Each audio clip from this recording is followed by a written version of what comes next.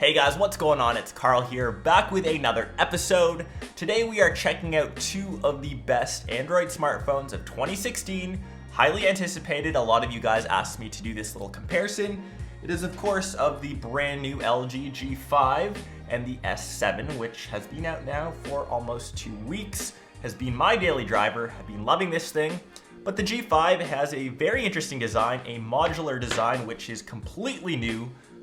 Almost completely new to the smartphone industry. You can take a look at this thing just holding down this little button down here on the bottom. We can slide out the battery and you can swap these out with different sorts of modules. It's got a camera module, a audio module, and I'm sure more will follow. Feels like I'm loading an ammo clip, but we will of course do a speed test comparison to the S7, a boot up test, and some physical differences of these devices, as I'm sure you want to know which device is worth your hard-earned money. So a boot up test in this instance is really important because the phone on the left, the LG G5, relies on switching out the modules. This one was sped up a bit, and you can see that the S7 loads considerably faster than the G5, which is absolutely mind-boggling. You swap out the modules on the G5 by pressing the little button on the bottom right corner, slide out the battery, and replace that with a couple different modules that they've currently got. They have a high-end audio DAC as well as a camera add-on. I'll be getting those in the studio very soon, but this is a real-time boot up test which you see here, and it's still loading. So if you want to swap out your battery module for, say, the camera module to take a quick snapshot, there's no way your subject's going to hang around for currently 27, 28, 29, 30 seconds long before this thing boots up, which is just absurd. The build quality is where the G5 suffers again, and it's been getting a ton of flack about this online. They both look like very premium smartphones, both made out of very premium materials, but looks can obviously be deceiving. The G5 is actually made out of plastic with a metal coating, and it doesn't feel anywhere as premium as, say, the S7, the iPhone, or even the new HTC 10. It's almost like a wannabe. The S7, on the other hand, feels like a very premium smartphone, completely wrapped in metal with glass on both sides. Feels like it's worth the actual money that you're paying, so +1 to Samsung for build quality.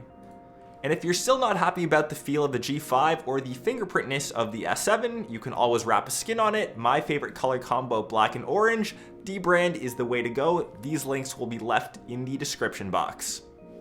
And in terms of operating systems, they are both running Android Marshmallow 6.0 out of the box, the best Android experience that I've had to date, in my opinion way better than iOS, but they also both have their respective skins over top. LG naturally has its LG skin, not too big of a fan, a bit weirded out by the themes and the color options that they've chose. It also comes with a few LG apps built in, and Samsung on the other hand has TouchWiz.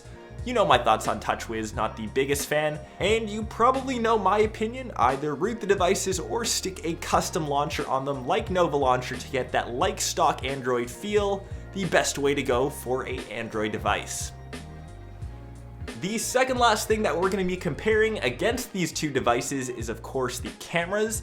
The LG G5 has a 16 megapixel sensor on the back, whereas the S7 has a 12 megapixel camera. This is one of the clear instances where a higher megapixel count doesn't always mean having a better photo. The S7 takes, I'm going to say, the best photos and video that I've seen on any sort of smartphone.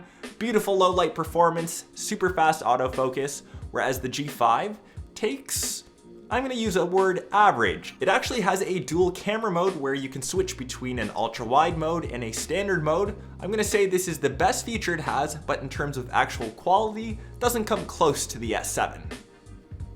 And lastly, in terms of performance, here are the Geekbench 3 scores. I've got the S7 with the Exynos chip as I'm up here in Canada. The LG G5, of course, has the Snapdragon 820, and almost everything that you throw, I'm gonna say everything that you throw at either of these devices, whether it be 3D gaming, multitasking, switching between apps, loading up 20 to 30 web pages, both of these will handle without any sorts of issues.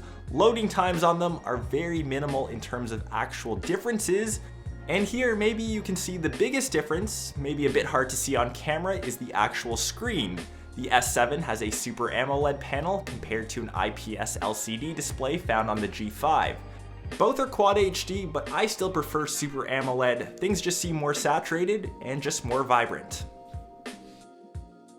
Let me know which device you would prefer. Obviously, you know where down below in the comments, and I will let you know my full thoughts on the LG G5 over the next couple weeks as I use this as my daily driver.